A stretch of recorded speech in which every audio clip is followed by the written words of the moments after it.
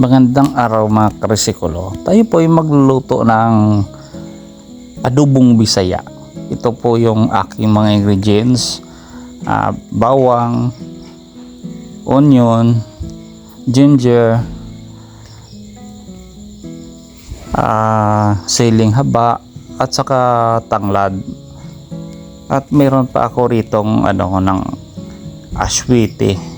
Yung fresh na aswite, akin itong ginlagay sa freezer para mang frozen at ma-preserve ko ng mahaba-haba namang panahon.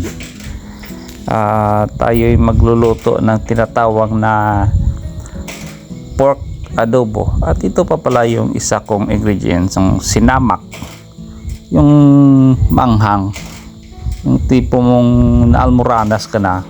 At ito yung aking lulutuing baboy, siguro mga 2 kilo ata ito, kasi hindi ko naman natimbang, pero mas marami ito. Tayo yung magigisa na.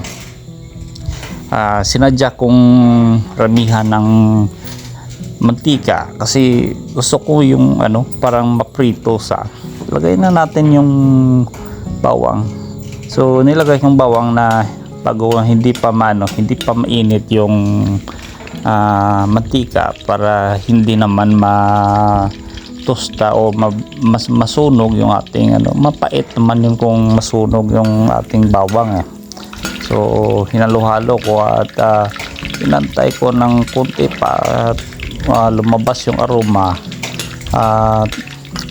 Ito yung gusto kong pagkisaan na slow cook na paggisa, at ito yung tamang kulay ng brown, at saka nilagay ko na yung sunod na bombay yung hindi nagpa 5-6 na bombay, hindi yun. Itong bombay na kinakain yung aking nilagay, at sinabay ko na yung luya para magisa at lumabas yung aroma ng luya at saka bombay at ahos. Ilagay ko na rin dito yung aking baboy para at least magisa na natin. Lagyan pa natin ng maraming asin. Sandali lang at kukuha pa ako ng asin, isang dakot asin. Saan na ba yung aking asin? Ilagay mo na, tagal mong maglagay ng asin. Okay, andyan na. Okay, isang dakot na asin, napakarami. Tapos isang sachet ng bitchin para mas masarap. Di ba nakita nyo naman sa ibang video na isang kaldero, 1 kilong asin, di ba mas masarap? Mabalik-balikan mo talaga. At imikos-mikos natin ng kaunti at hintayin ng matagal. So yun at ito na yung aking pinakapaboritong pansahog, itong ang aswiti. Talagang mas mabango, mas marami, mas mabango. Ito sadya ko talagang nilagyan ng marami, at ito'y fresh na na buto ng aswite. Ito ay aking kinuha nung aswite ay hindi pa dry, yung green pa yung kanyang kulay, at saka inipon ko dito sa aking tupperware at nilagay sa freezer. So kita nyo naman, napakaganda ng kulay, orange na orange talaga. So alam nyo ba na yung nagpapabigay ng aroma, ito yung aswite nagpapabigay ng bango. Try yung magluto ng adobo na aswite gamitin. Ito yung tawag ko na adobong Bisaya. Yung patis naman o yung soy sauce na adobo, so tawag ko dyan adobong Tagalog, kasi nakita ko nung una doon lang sa TV, gumagamit sila ng soy sauce na adobo, kaya na-adapt yung ng mga tao dito na adobong soy sauce. So adobong Tagalog pa na tawag ko doon.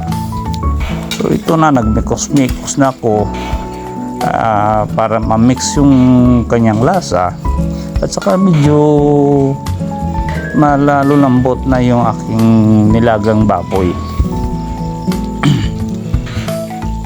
At ito na ilagay ko na yung aswite. So napakaganda ng kulay orange na orange at saka sobrang bango nito pag pag ganyan na pag nalaga mo na diyan. So mas sobrang bango nito, talagang naghahalimuyak yung kanyang bango. At saka ito'y malambot na yung aking baboy. So pwede ko na yan lagyan ng ng sinabak para yung kanyang yung kanyang lasa luot na parang nanunuot hanggang buto. Yan, lagyan natin ng maraming suka na maanghang para lumabas yung almoranas natin. Sobrang anghang yan, para kang kumakain ng apoy. Yan. Yun. Kung masubukan nyo lang ito, siguro kung hindi kayo hanapin nyo, babalikan nyo, siguro ayaw mo na kumain to. Lagay na natin yung tanglad para nga yung kanyang amoy manuot sa loob ng karne. At hintayin na natin ng sandali hanggang sa mauubos yung yung kanyang sabaw at matira yung oil na. So katulad ng ganyan, malapit na yan, malapit ng maluto o wala nang sabaw ganyan ang aking pagluto. Parang piniprito sa sarili niyang sarili niyang mantika. At naglagay ako ng isang kutsarang brown sugar. Alam niyo naman, mahilig tayo sa matamis. Para naman may kunting diabetes. Kahit anong anghang, pag nilagyan mo ng matamis, parang nawawala yung kanyang anghang. Na parang binabalansi yata. Pero try nyo, subukan nyong magluto ng katulad nito. Ito finished product na. So pwede na tayong magkain. Katapos ng kain, alam nyo na, maghugas ng plato.